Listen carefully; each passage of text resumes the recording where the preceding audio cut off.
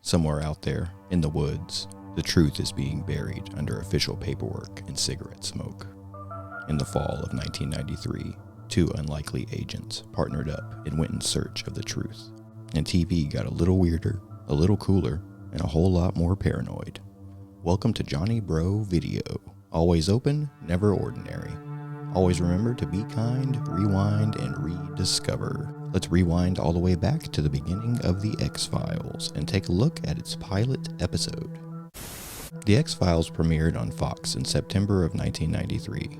It came from the mind of Chris Carter, who wanted to create something in the vein of Silence of the Lambs, but with his own eerie, conspiratorial twist and cryptid flair. What he ended up creating was a full-blown cultural phenomenon. He really changed the game with this one, putting together one of the most iconic duos in television and pop culture history. The pilot isn't super flashy. There are no aliens in plain sight, no big budget effects. Instead, we get misty forests, missing teens with strange marks, and a slow burn sense of dread creeping in around the edges. But even in this first episode, you can feel the ingredients that would turn this show into an obsession. Mystery, paranoia, the odd couple pairing of our leads, and the solid chemistry they bring right out the gate. There's also this uneasy sense of something bigger than any one case, an overarching story that weaves in and out of the monster of the week formula. The episode opens with a strange death in the woods of Oregon. Teens are disappearing, and when they're found, they've got two marks on their backs and a haunted look in their eyes, like they've seen something no one else would believe. Enter Agent Dana Scully, a skeptic, a scientist, a by-the-book doctor. She's assigned to shadow Agent Fox Mulder, who's already halfway down the rabbit hole. He's obsessed with the supernatural, the unexplained, and what the government doesn't want us to know.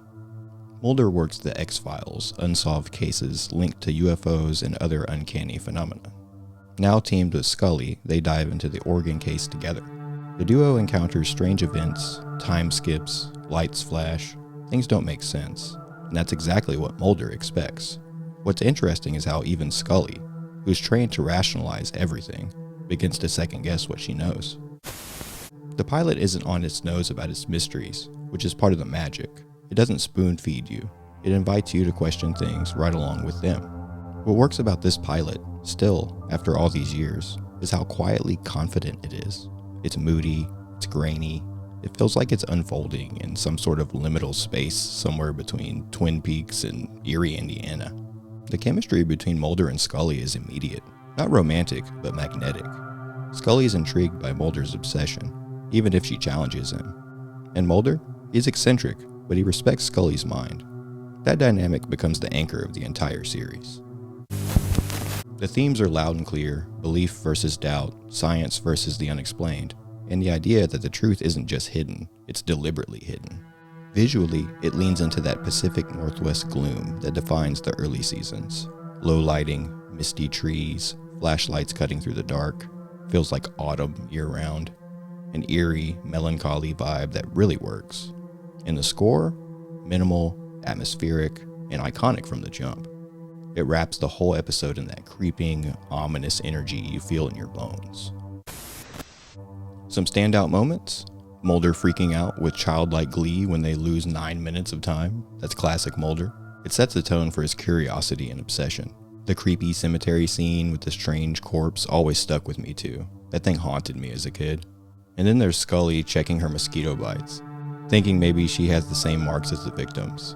I love those little cracks in her logic where the skeptic can't fully explain what's happening. And of course, that iconic final scene with the cigarette-smoking man storing away the metal object in a massive evidence vault. Pure Cold War paranoia, pure X-Files vibes. The moment where Scully and Mulder first meet in his office, that's nostalgic gold for me, man.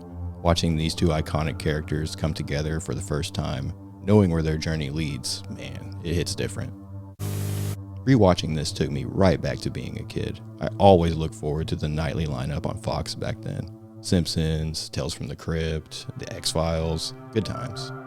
That grainy VHS old school look, those woods, that vibe. It's all baked into my memory like some kind of old tape left out in the sun too long or something. The pilot isn't about jump scares, it's about that slow, crawling realization that something just isn't right, and you're never going to get a clear answer, but the truth is out there. For a pilot, it does exactly what it needs to do. It doesn't rush, it doesn't over-explain. It sets a mood and draws you in with a quiet intensity. A moody, slow burn that whispers, keep watching.